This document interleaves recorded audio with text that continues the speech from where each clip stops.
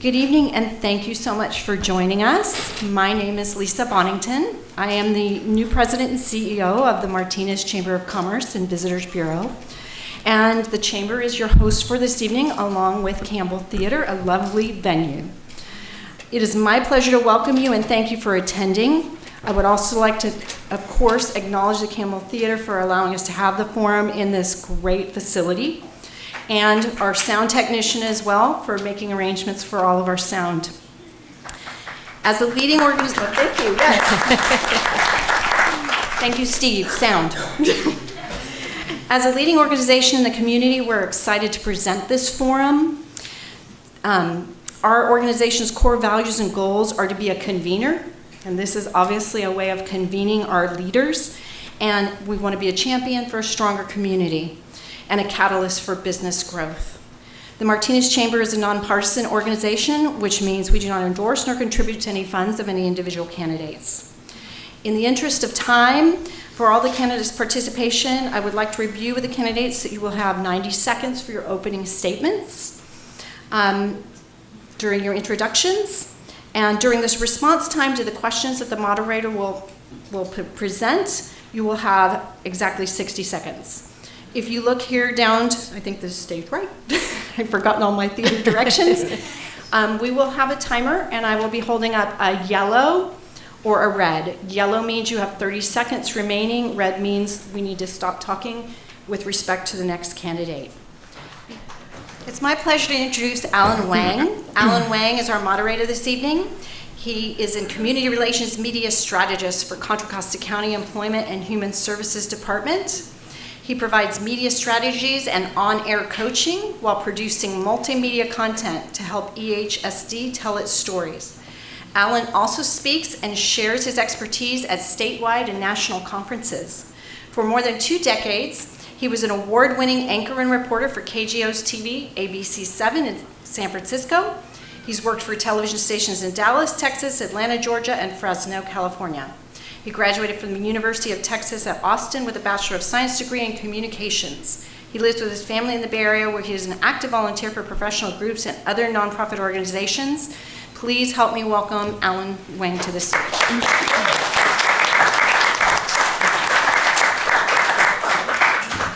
Okay, thank you, Lisa. I'm very honored to be here. I love Martinez. As a reporter, I will say that I very rarely came to Martinez to cover anything that was negative. It was always something positive. You have a great community here.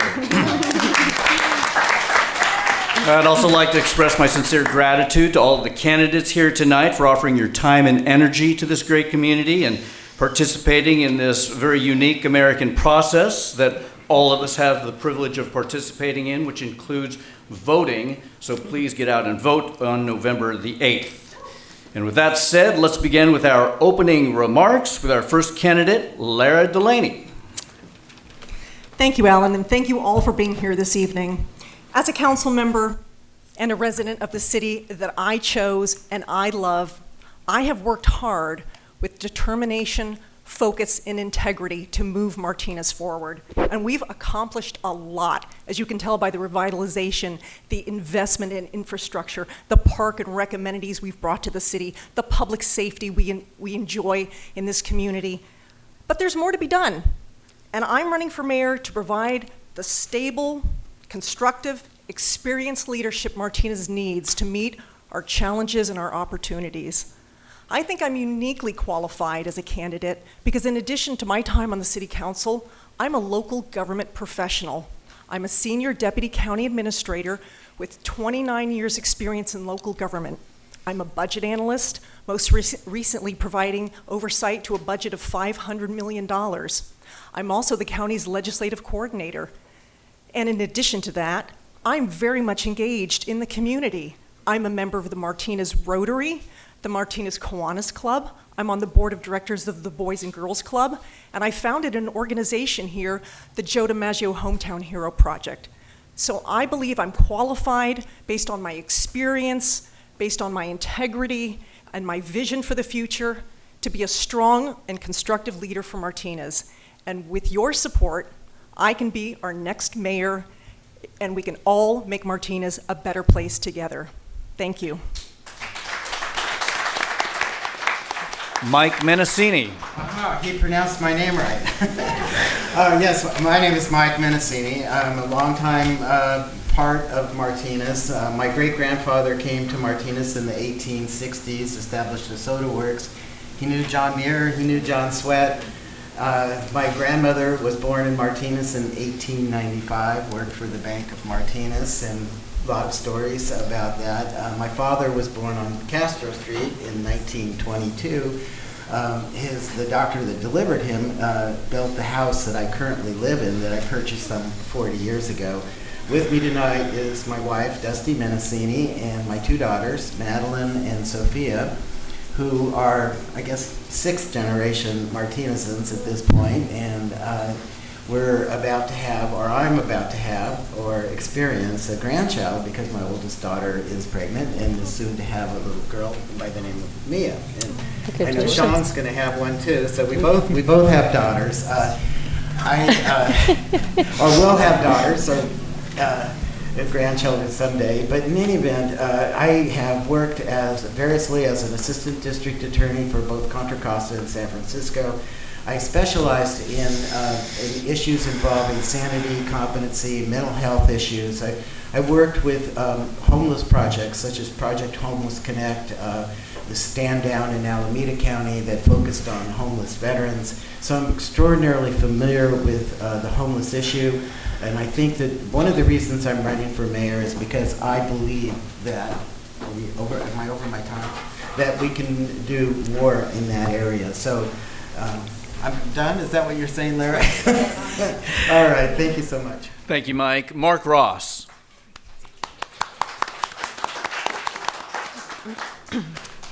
Hello, and thank you for coming, everybody. As your most experienced council member, I humbly ask for your vote for mayor to continue making my hometown a better, cleaner appearing community for everyone. I've had the honor of leading our community to a balanced budget with a $10 million reserve, increased the quality of our roads by 50%, and renovated all of our city parks. Additionally, I've championed our increase in open space by 50% with our new 297-acre open space called Alhambra Highlands. I will make sure Martinez continues to be among the top 50 safest California cities while enhancing a progressive police force. I fought for cleaner and more reliable water, fought for cleaner air, and climate protections as a director on the Bay Area Air Quality Management District, representing Martinez. I support safer schools, individual choice for women, sensible solutions to community, racial, and social justice issues. I'm proud to see my efforts succeed in making downtown more of a destination spot, and will continue to foster solutions for businesses to prosper and our citizens and visitors to feel valued and welcomed. I'll prioritize fulfilling the Marina's potential and return the amphitheater to its intended use and improve our other cultural and artistic venues. I'll continue fiscal responsibility, improving streets, parks, and efficient delivery of city services, all in an equitable manner. With your vote, I know we'll continue making Martinez the best, most welcoming, safe, and prosperous community it can be. For more information, go to markross.info, and I humbly ask for your vote for mayor. Thank you. Sean Tremblay. Thank you, Alan, and thank you, Chamber, for hosting this amazing event tonight. My name is Sean. I grew up here in Martinez, and I have a deep love for this town, the community, and everything that this city has to offer. I started my career in Washington, D.C., in Congressman George Miller's office, our hometown congressman here. And for the last 15 years, I've been working in public policy, climate, energy, agriculture, housing policy, and I have learned very well how government works and how it can be made better. I have a deep commitment to improving the community I live in, and I want to make sure that our city is set up for success. In 2015, my wife and I moved back to Martinez, and immediately we started looking for ways to get involved. I signed up for the CERT program. I applied to be on the Planning Commission, where I now serve as chair. And in 2018, I chaired the Measure X campaign that gave our officers a raise. These were wonderful things, but the more I've learned about Martinez, the more I've recognized that we have significant challenges that we're facing. The success that we've seen downtown and throughout the city is not because of our existing city council, but in spite of it. I want to improve the Marina. I want to improve our support for businesses. But the status quo is not sustainable anymore. And I think we need new leadership, energy, and ideas to help us succeed going forward. This is an opportunity. We've always known how much potential Martinez has. It's something I've been told ever since I was born. But we now need to actually achieve that. And with our current leadership, I don't think that's attainable. And so I look forward to sharing more of my vision with you and earning your vote this November. Thank you all. Brianne Zorn. Hi, thank you, Alan. Good evening, everyone. Thank you so much for joining. As he said, my name is Brianne Zorn. The citizens of Martinez have made it very clear that they're looking for new people on City Council with a new approach to getting things done at City Hall. I have proven experience as a successfully elected leader on City Council, and I have the fresh approach that our citizens are looking for. I am a wetland scientist as my day job and as a parent as my everyday job. I have served on the PRMCC as well as the Measure Age Oversight Committee as well as Site Council at Las Juntas Elementary. I'm not sitting up here looking to clamor for change as some of the other folks that are running for office might be saying. Instead, I am here to celebrate our successes. I would like to increase the appreciation for the momentum that we've already had by our leaders so far today, and then lead the City Council, no matter what it becomes after November 8th, from the folks here or the folks sitting out in the audience, in a positive and united direction. Thank you for your vote. I appreciate it. Thank you, Brianne. We'll start the questioning with you. We'll work our Okay. way down, and then we'll start with Delaney in the next question, or Lara, and then we'll work our way back Sure. and forth. Thank you very much. So, Brianne, if you are elected, what changes could we expect to see at City Hall? What changes? Well, I just said we're going to be building on the momentum that we've already made. But I think what you'll see is a more united City Council. You will see increased staffing. We will be attracting more beneficial, more expert staff at City Hall, and we'll be retaining those folks. I think that you will see more communication from our city staff and from our city leaders. One of the biggest challenges that I've seen is the lack of trust in City Hall, and the way that we'll be doing that is with increased transparency, increased outreach to our community, and increased communication. Thank you. Sean, what can we expect to see, what changes if you are elected? First order of business is getting City Hall working again. It's in dire straits. We have vacancies up and down City Hall. We had just lost our 8th city manager in the last 20 years.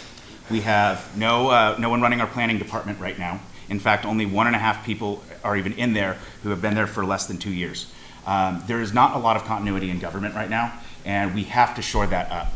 We also don't have a police chief at the moment. We don't have a public information officer. We don't have an economic development director. We don't have even a grant writer in the city. So first order of business is not only rebuilding trust, but getting it functioning on a day-to-day basis. I received a call this week from a resident who wanted to get permits to fix her bathroom after a pipe burst. She had a contractor who then goes down to City Hall and was told she had to wait 6 to 8 months to get that permit. That is unsustainable. That is not the way government should work. So we need to do more than build on successes. We need to overhaul the way City Council and is leading on keeping City Hall working. It's not functioning currently, so I'll leave it there. Mark Ross? And I would agree with Sean. And Brianne, this is an opportunity right now because of the pandemic and what has happened lately. We have lost a lot of staff. We do have a new police chief, by the way. I met him. He's very nice. I can't wait for him to be introduced to the community. And yeah, we have some gaps in City Hall. We had a planner who was going to be ready to go coming in. He got where he's at, gave him a higher bonus because they didn't want him to go. We're all fighting for employees. You've all heard about how tough it is to get employees. It's tough to get cops, too. I want to fulfill our police force, bring it up to full staffing or even as close as we can because they need help. Getting people to work is tougher nowadays, but this is an opportunity for me as your mayor to change the way and the dynamic processes that City Hall has been under for a while. I'm not going to bash the previous mayor, but I would do things differently. I'm in the service industry. I have to communicate with my clients to make money. I'm in real estate. If I don't communicate with my clients and get the job done, I don't make money. I don't have a set real estate salary. So I understand the need to deliver services. This is an opportunity to change the dynamic in City Hall. We have the ability to do it. We're going to raise the salaries and get City Hall filled and functioning. Mike Menacini. Thank you. The word transparency resonates with me, and there are a lot of things that have happened at City Hall the public frankly doesn't know about. They didn't know, for example, that there wasn't a police chief for a considerable period of time. They didn't know what was going on with the city manager. My understanding is the city manager that just walked away never visited the water treatment plant, never went down to the public works yard, and frankly created an atmosphere at City Hall that caused a lot of the folks that Mark just talked about to leave.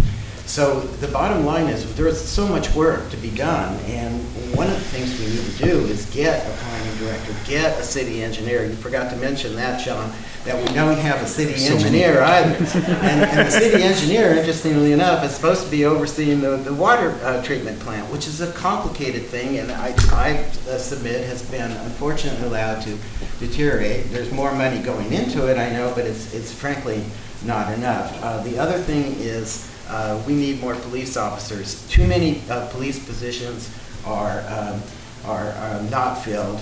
The other thing that's happened with the city manager's office, what we know is they've expanded that office quite exponentially, and so now we have 3 people, 4 people doing the work that one person used to do. We have a deputy city manager, we have an assistant city manager, and the bottom line is we're spending a lot of money on management, but not where the rubber hits the road. So that would change, definitely. Thank you. And Lara Delaney, what should we expect to see if you are elected? What we should expect to see is a more inspired workforce, because they will be inspired by new leadership, that strong leadership that's going to pull the council together and focus on our priorities. We have had staffing challenges. We've had a city manager issue to resolve, and we've resolved it. We now have an interim city manager who is going to do an excellent job leading us forward. He's also he has with him an acting assistant city manager who has been doing a fantastic job. She's increased our communications. She's been serving as our public information officer. We're going to ramp that up under my leadership, and they will be inspired, as will our council, to lead us forward in the positive directions that we all want. We all want to focus on the Marina and improving it. We all want to focus on solving our homeless challenges. We will continue to do that under my leadership, and with the focus on getting the staffing up to in full ranks, and particularly with a new police chief who's going to be committed to doing that, we will see the city moving forward in the great direction it's already been heading, and just make more improvements as we go on. Thank you. And Lara Delaney, the next question. Describe your knowledge of the city's budget. What challenges do you foresee, and how would you address them? Well, I think my knowledge of the city's budget is excellent, because that's what the work I do in my day job. I am a budget analyst for Contra Costa County, and I've brought those skills to my work on the city council. So my detailed understanding of the budget, I think, is probably better, if not, well, equal if not better to anyone's here on the council. I know the numbers very well, including what our revenues and our expenditures and our fund balance are. I know where we've got reserve funds to utilize, where we have developer impact fees that we need to utilize. I know what our challenges are, but I know what the opportunities are. I've helped bring in federal earmark money of $2.18 million to assist with our fishing pier improvements. We've had the healthiest reserves at any time on the city council under our leadership. And while we do have challenges that we'll need to address in terms of increasing staffing, compensation levels moving forward, and we've been working to restructure our agreements with our staff to have them better compensated. I think we can handle those, because we know we've put the city in the best position now that it's ever been, and it will continue under my leadership. Thank you. Mike Menacini, describe your knowledge of the city's budget. What challenges do you foresee, and how would you address them? Thank you. There's a lot of opportunities, frankly. The budget right now is somewhat north of $32 million, $32,300,000 that I saw. We also have the American Rescue Plan Act, some $9 million in the coffers, but it's restricted. It can only be used for certain things. For example, the emphasis is on capital improvements as opposed to salaries and that sort of thing. With the budget, I have looked at the budget and I've noticed things that with respect to the water district, and I had an opportunity to read this budget, believe it or not, and it's really poorly written, to tell you the honest truth. There's diagrams in this budget that don't match the caption under the diagram. So we really need to do better. This is a really sad example of how we are orchestrating the budget. It truly doesn't make a lot of sense, and I suspect I'm not the first one to have noticed that. But we do have a lot of opportunities. One of the things that I would use the the American Reserve Plan Act for, certainly $9 million. We can improve the water treatment plant. We can put in, for example, activated charcoal filtering system that I always wanted to do. Kathy Radke and I worked on that treatment plant. We were the ones that instituted the ozone treatment process. And we need to do more in the water treatment plant. But the one thing we could do is spend some of our reserve money to keep the municipal swimming pool open so the kids can swim in the thing during the summertime. So, All right, thank you, Mike. And Mark Ross. If, without using up any of my time, I'd respectfully ask that there be a bit more control over the time. Yes, please pay attention to our cue cards. You have the yellow, which is 30 seconds. Red is stop. Thank you. I think that would be fair to everybody. Go ahead. Thank you. I would second that because I noticed that Mark went over quite a bit. Actually, Lisa, would it help if you sat in the light in front, in the center? I did not. Right there in the middle. Okay, folks, she's right in the middle. You can see her from there now. Quite. All right, Mark, go ahead. Hello, everybody. So let's get back on track here. So the budget, as Larry had mentioned, we have one of the healthiest budgets that we've had in a long time. We have over $10 million in reserves, plus the $9 million of ARPA money. That's basically about, if you add everything up, it's about a 33% reserve. But I'm not going to be content with that because we're heading into a recession. And delivering city services, having to raise salaries, as I said before, having to hire more police officers, those numbers are going to take a hit. And by the way, our budget has been given has been award-winning and recognized. Not correct. It's called a CAFR. We've been awarded excellent marks for the way our budget is done. As your city's mayor, I will continue the fiscal responsibility that I have shown because I've been on the budget committee for 90% of my tenure. We started with $1,605 as reserve when I started. We've got a 33% reserve now. I think I've proven that I can handle a budget, especially in the upcoming recession that we're going to have. Sean Tremblay. Thank you. There's an old saying, show me your budget and I'll show you your values. And the budget is what we value as a community, where we are prioritizing investments, where we think we need to make improvements. And the fact that we're still sitting on $9.5 million in ARA funds that are designated for capital improvements is really frustrating. Every year on the Planning Commission, we get lists of capital improvement projects, and we get to rank them according to our priorities. And there's always more items on there than there is money to pay for. So the fact that we're still sitting on $9.5 million, we haven't made those investments, shows me that we're not investing and valuing our future, our community's future. So number one priority is to spend that money on projects that are going to benefit the community, making sure there's public input, and figuring out where we can make those investments. So I'm glad we have a strong budget, but we need to make the investments back in the community. Brianne Zorn. Thank you.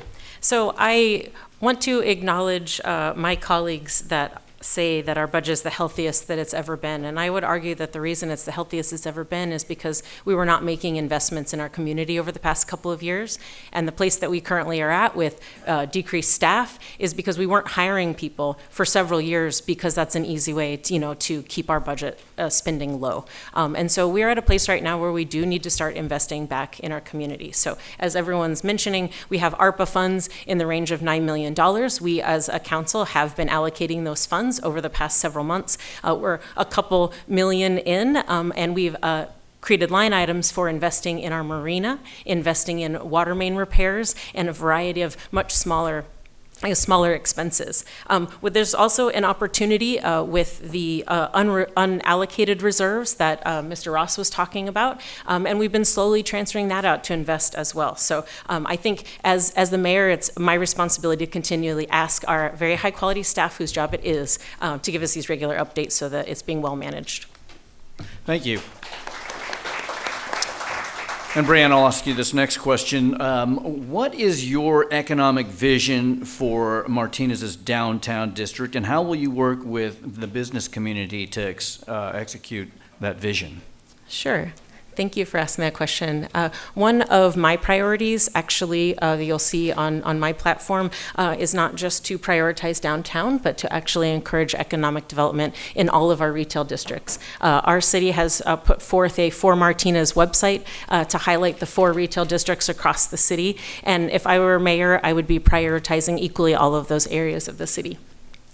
Vice Mayor Delaney and I both serve on the Economic Development Subcommittee, and I'm seeing that there are significant opportunities for us to invest in our local businesses to support them. And any opportunity that I have to make Martinez a place where you want to open a business and keep a business and support the community, I'm fully behind. So I look forward to the next year on different ways that we can do that.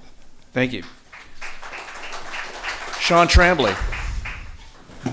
Our downtown business district, our economic development district, is an anchor for the city. It's historic. It's a destination for a lot of people in the area and for our community. We see it hopping on Friday nights, Saturday nights, and on Sundays. But it's always been a little quiet Monday through Thursday. And that is going to be an absolute priority, is to get it consistently busy. And one of the ways you do that is you make it more livable down there. There are vacant lots that we need to prioritize for housing, so people are living down there. So they're able to walk for dinner on Tuesday night after they get home from work. There's too many vacant lots and too many vacant storefronts right now. I am proud to be endorsed by dozens of business leaders in the city, and I want to work with them to promote them, not just even within Martinez, but outside the area. We want to draw people in and become that destination that we know we are and we can be. So I'm looking forward to working with them, working with other community leaders to get more businesses down here, supporting our existing ones, and finding ways that we can make ourselves even more prosperous. So, thank you. Mark Ross, what's your economic vision for the downtown area? Well, you're sitting in it. It was my idea to bring theater to downtown. So this theater was part of my initiative.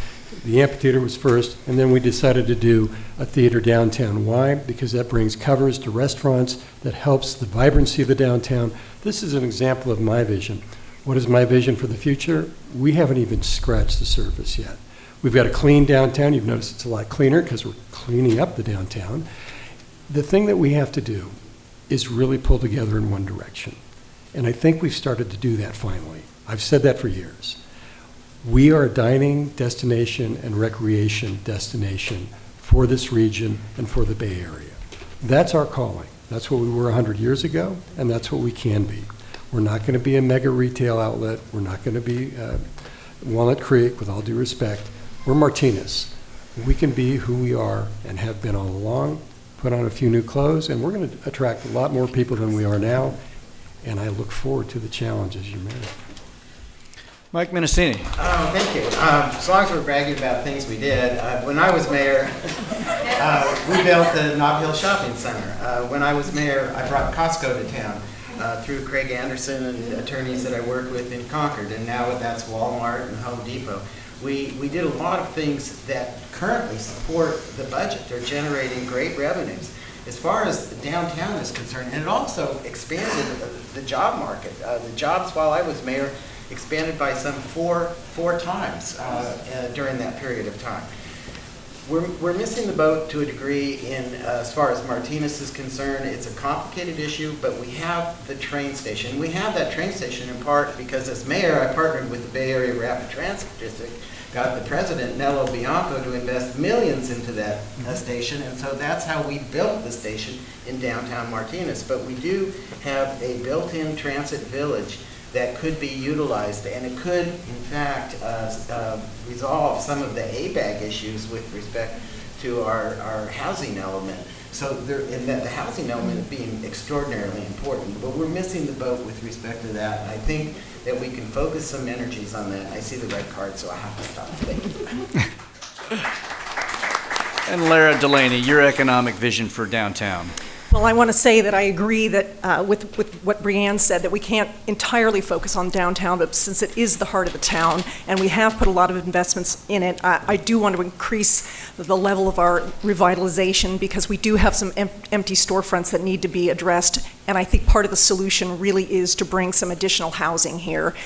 We have done things to support the downtown through the establishment of a Main Street program that is now called Downtown Martinez and Company, and we need to support that because they've brought tremendous activity to the town.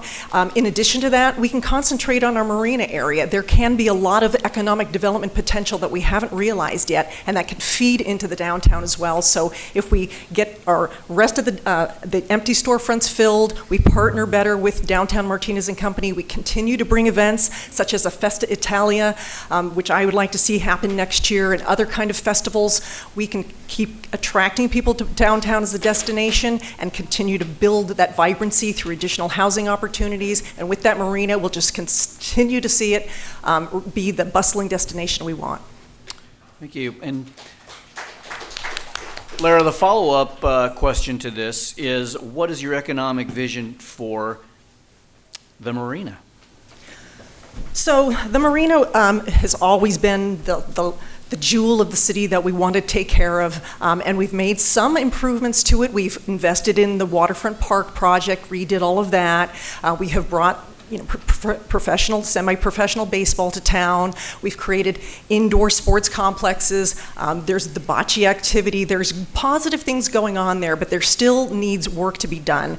And we can do that by focusing first on the things that we can control. We've made some improvements to the pier, and we've secured another federal earmark to make even more improvements. We've earmarked some of our federal ARPA money, as has been discussed earlier, $5 million of that, and that can be put towards the break wall repair, which will then set the infrastructure in place for us to then attract restaurateurs, small businesses, marina investors, and move forward with also revitalizing the amphitheater by moving the folks in Camp Hope to more structured permanent housing. Thank you. Mike Mendocini. All right. The first order of business as far as the marina is concerned is we really have to solve the situation involving the homeless encampment. Folks that walk into the marina do not feel safe. They feel threatened. I've worked with really serious homeless programs such as Stand Down, Project Homeless Connect in San Francisco, Stand Down, and of course initiated by Judge Hyde in Alameda County, which focused on collaboration, and focused on bringing in other agencies. You really need to know what's going on with human services and these other agencies. We haven't had that, and as a consequence, we've really been twisting in the wind.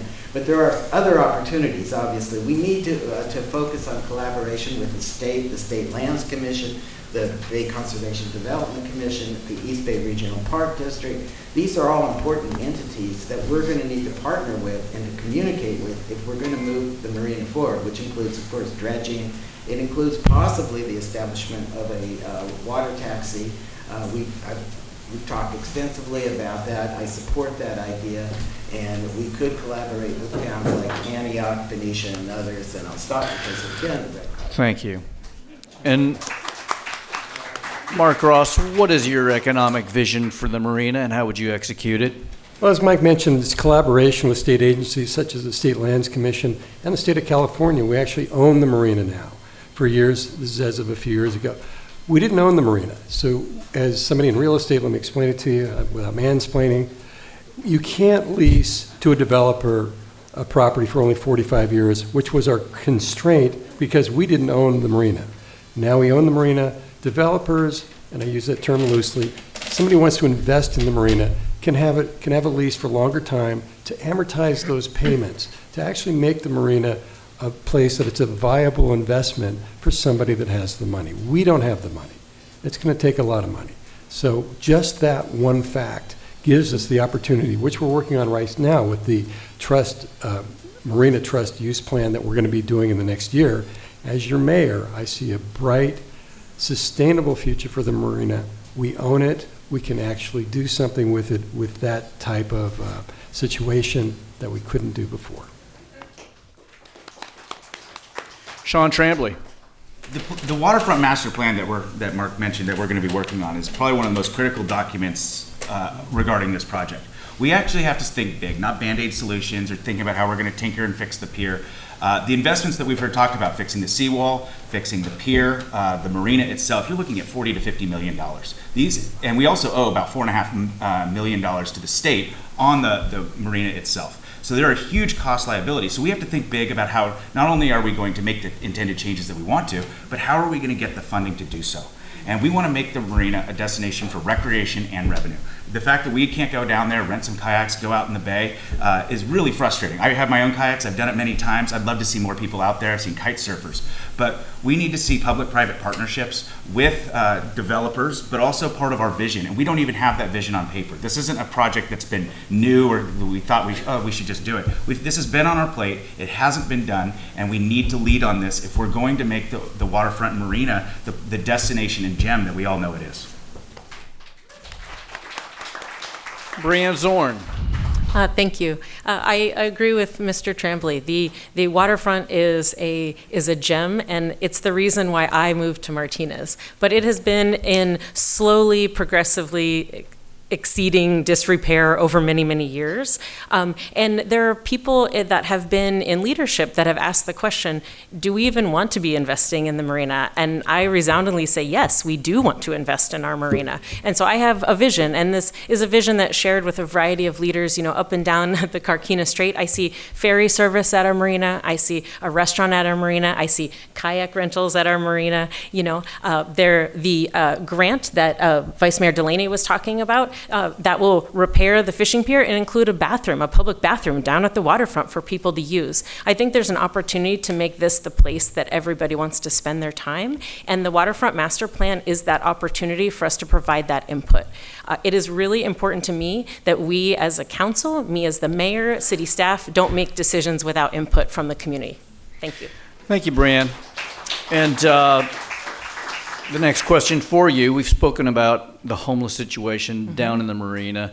We like to refer that as the unhoused. So it is an important concern for many in Martinez, including the city's businesses. So how would you work to address the situation of the unhoused here in Martinez? Yeah, this is not a future tense question. This is a present tense question. So I am sitting on a committee with Vice Mayor Delaney, and we're working on this right now. This is an issue that I think is highlighted at the amphitheater, but this is an issue that is talked about across the city and across the country, right?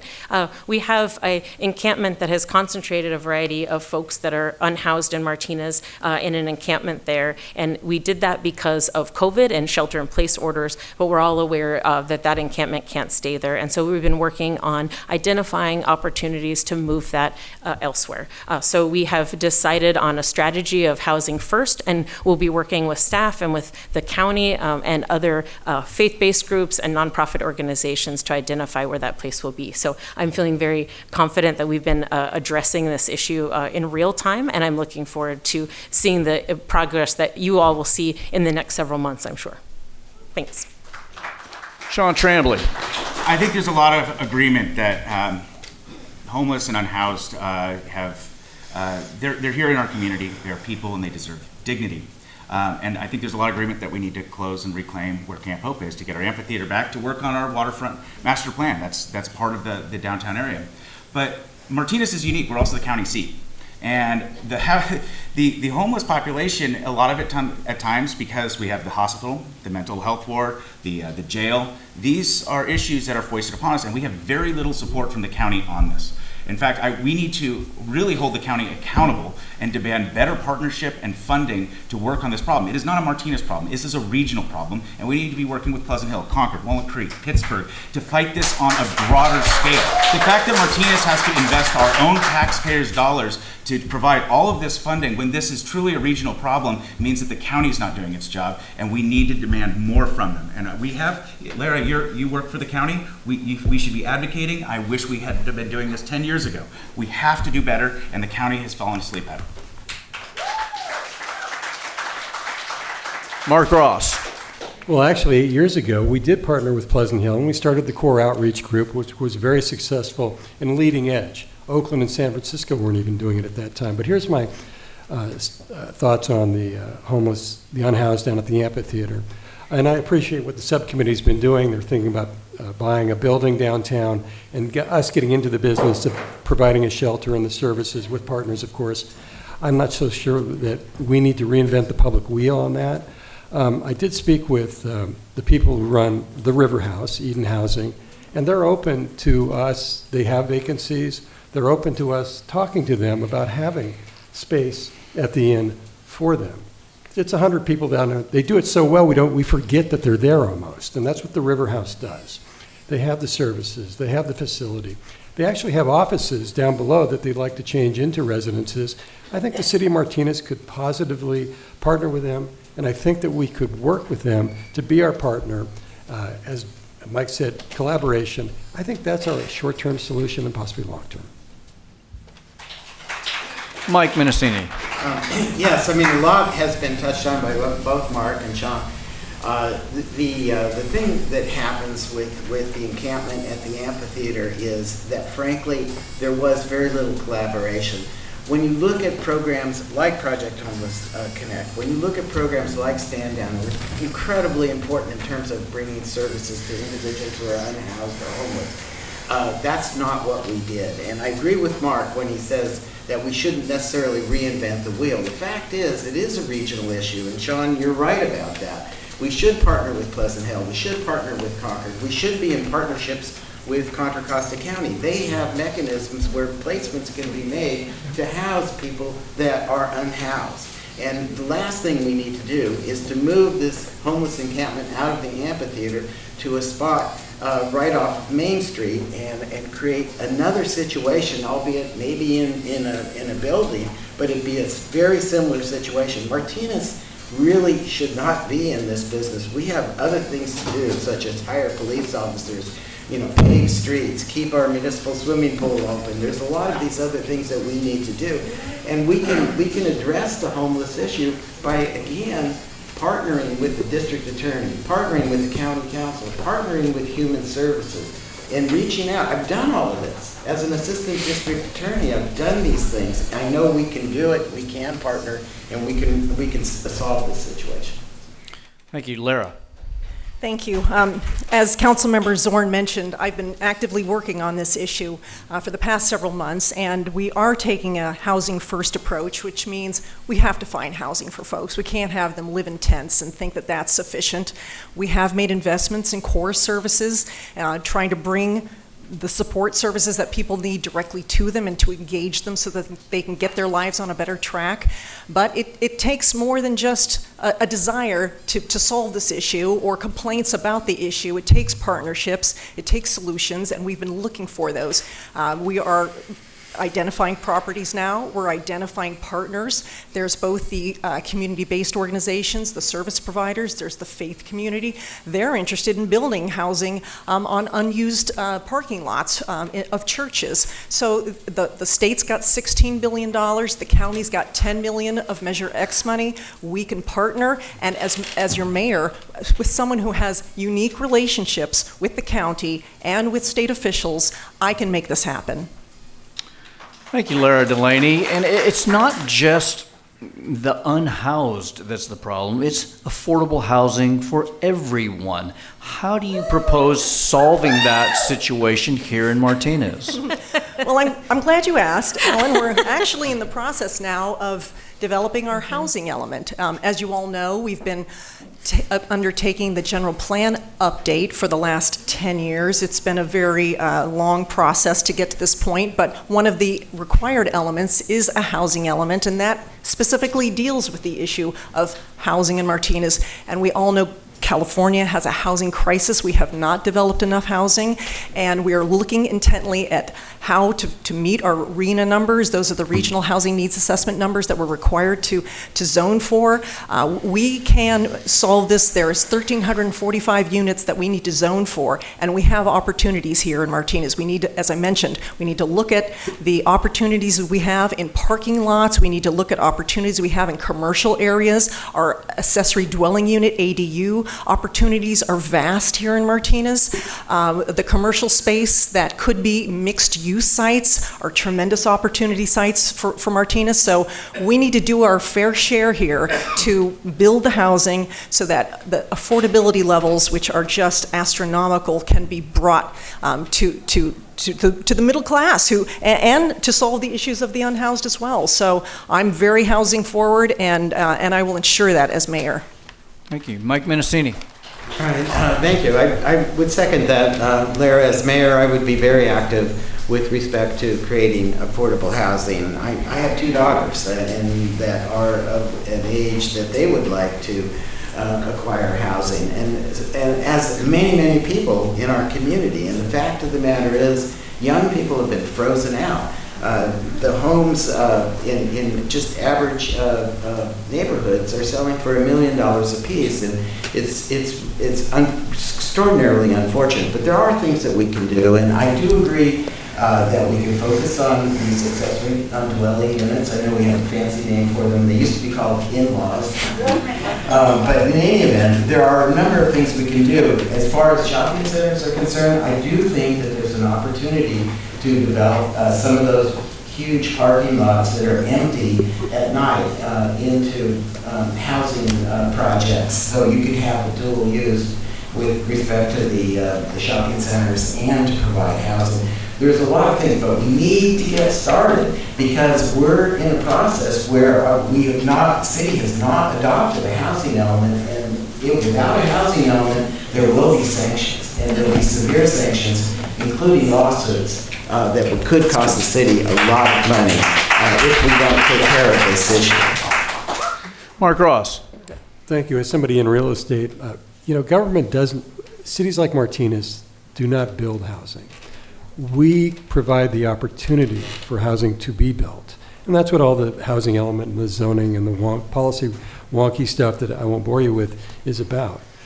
And, ADUs are going to be somewhat utilized, but putting units in every other backyard is not going to be the answer.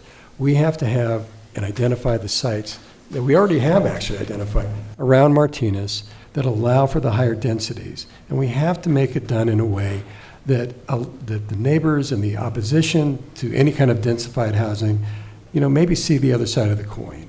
That we need a place for our grandchildren, our kids to live, the workers, our police officers, our teachers. I'm for more dense housing in the right places, and I think that we as a city can offer that kind of zoning, help at the front desk, and maybe some tax breaks if we can manage that. That's how I would solve it. Sean Tremblay. I don't think any one of us doesn't think there's a housing crisis. When my wife and I first moved back, we ended up having to stay at my parents' house for 2 years. Despite having a down payment, there just wasn't the inventory on the market. We kept getting outbid by cash buyers. It is very tight out there, and it's only gotten worse. But we've heard about the housing element and how we don't have that yet.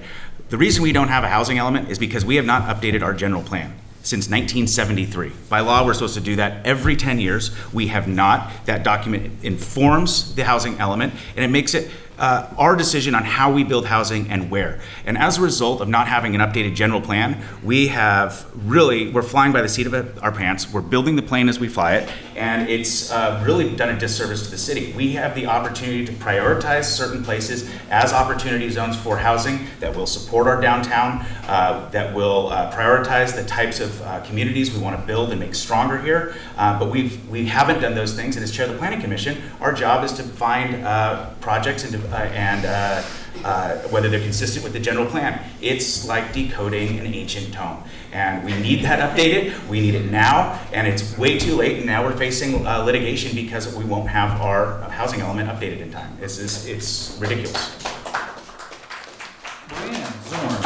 Thank you.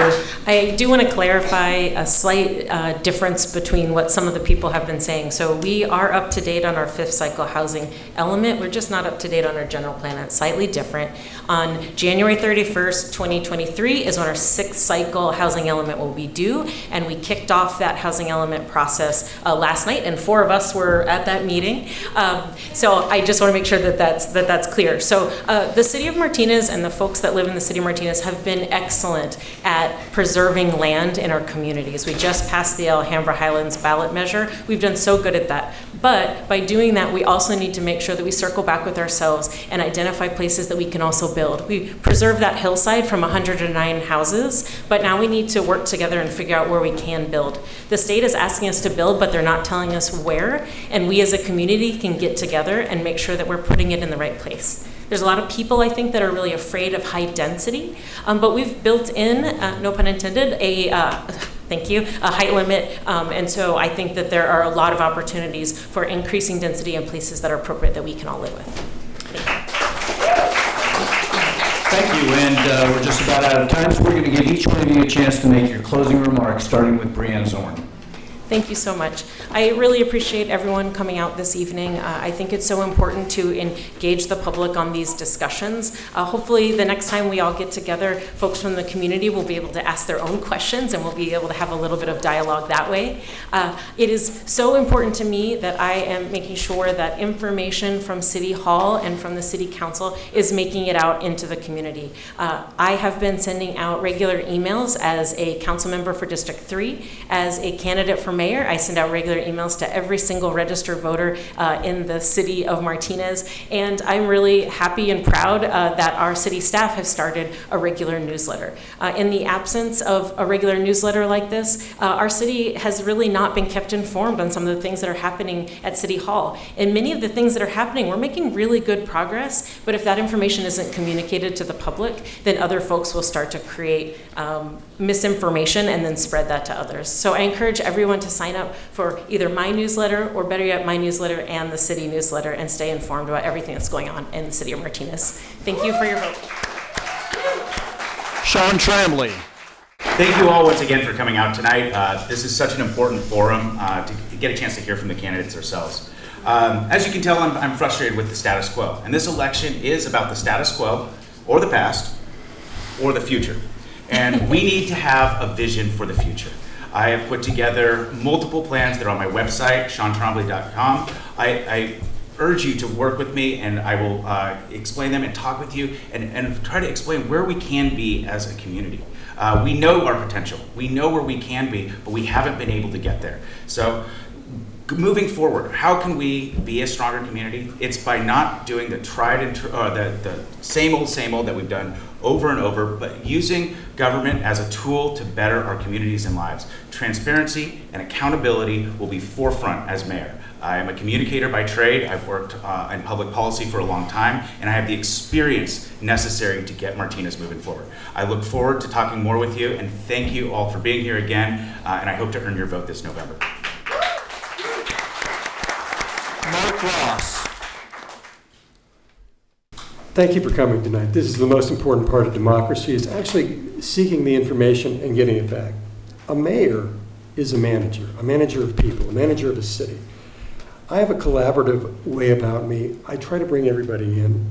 I've endorsed Proposition 1, which is about a woman's right to choose. I passed a resolution collaboratively about a woman's right to choose. That's how I'll govern, collaboratively. And you might think, well, what does that mean? Well, you know, the other half of the population, from us guys, is women. And if we can't get the basics right with human interaction and human relationships, we're not going to get this town to be where I think it should be, the welcoming, wonderful community that hasn't reached its potential.